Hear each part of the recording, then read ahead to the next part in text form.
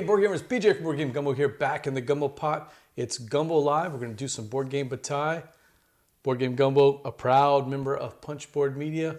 Check out some of our other fine members like the Cardboard Horde. Eric Bashimi brings you card games, board games, lots of different reviews and news, so check those out. But as always, I'm joined by J Bell. Hey, the real J Bell. Yeah, DJ Bell. DJ Bell. I got that on pretty much every social media platform. You did it right. Yeah. Everywhere you go, that's what it is. Hey, Jay, it's convention season for the first time in almost 2 years. Tell us your plans. What are you doing? So I went to Gen Con, and then, Essen happened. I was not at Essen, but this month is BGG Con. And In Dallas. Yep. Yeah, it's only First a couple ever hours. Yeah, this is my first ever BGG Con. I'm really excited to play a whole bunch of games. I hear like it's very different from Gen Con, very, very different. So I'm interested to see what that atmosphere is like, play some really cool games, and meet up with a lot of the people that I've been networking with online. Hey, Chat Krewe, if you've been to BGG Con, I can give them tips, but I do BGG Con one way. Maybe you can give some I need a other laundry ideas. list of things to do. I'm so used to going to a convention and having to work about 50% of the time, sometimes 100% of the time.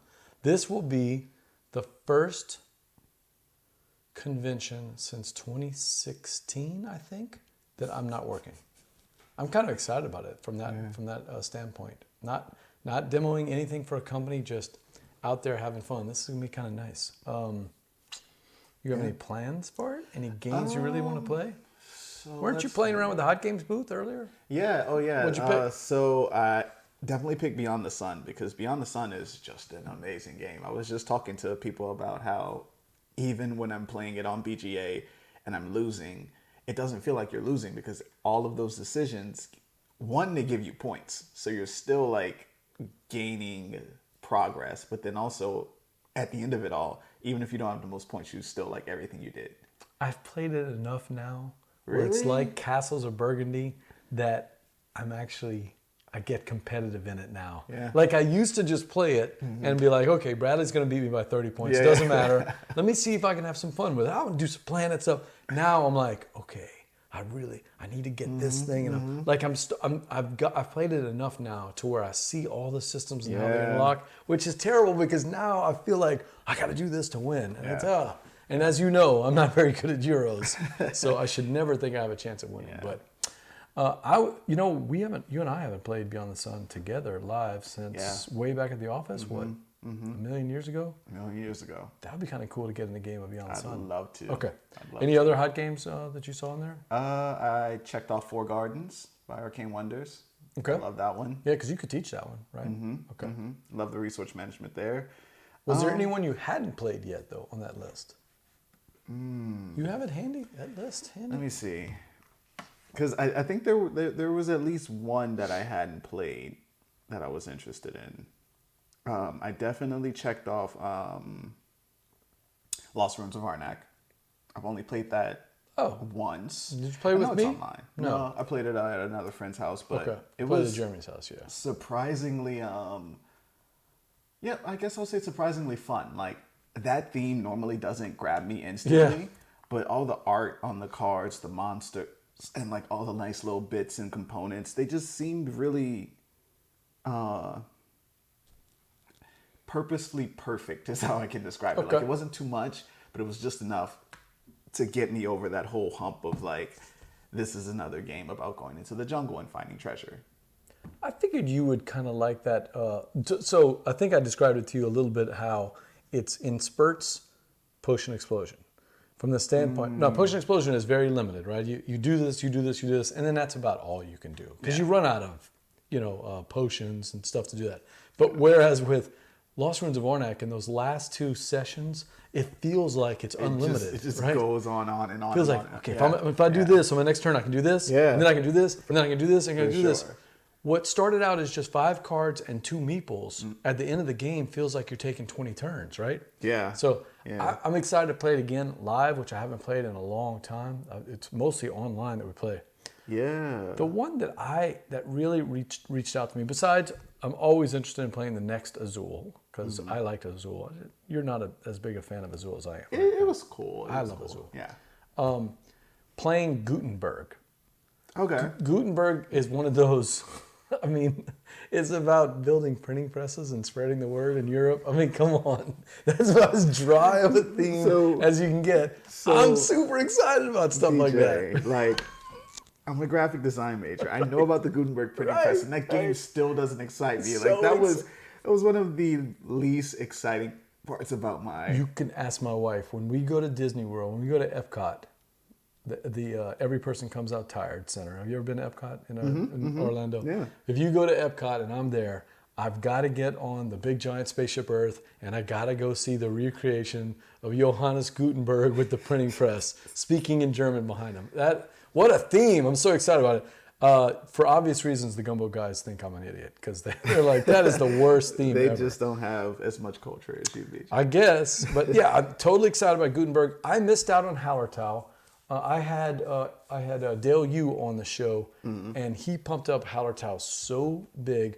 I'm a lukewarm Uwe Rosenberg guy, mainly because I just haven't played a lot. But this one looks like a lot of fun. It's been compared, the board boys have compared it to viticulture plus Agricola farming. So that one got me excited. And here's one that I'm going to throw at you. Okay. I love Just One. And I don't know if I've ever played it with you. No, we haven't. Okay. The next level one is called So Clover. Oh my gosh.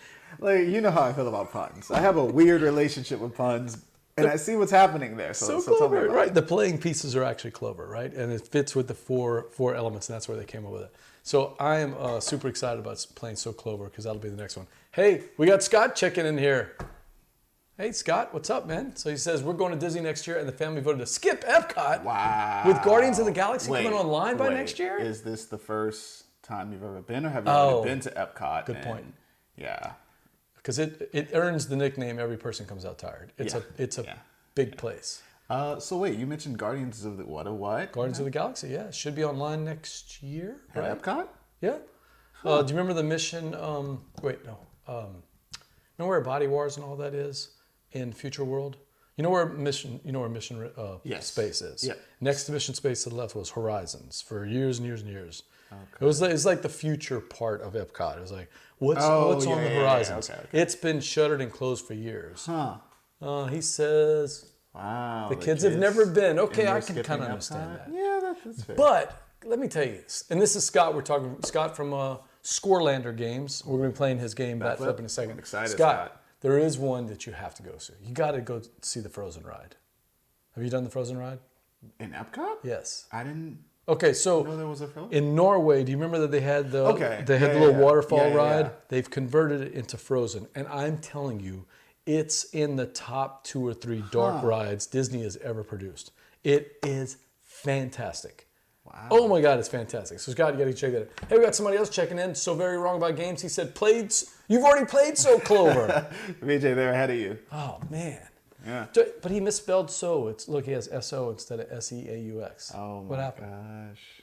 What's up with that, man? So for those listening who don't know, Louisiana has adopted this thing, and I didn't know about this until I moved to Baton Rouge, Tiger Nation, where instead of putting an O in a word that's so, it's E-A-U-X, the French spelling for so. So everything is E-A-U-X. Scott says no to Yeah, it's ridiculous.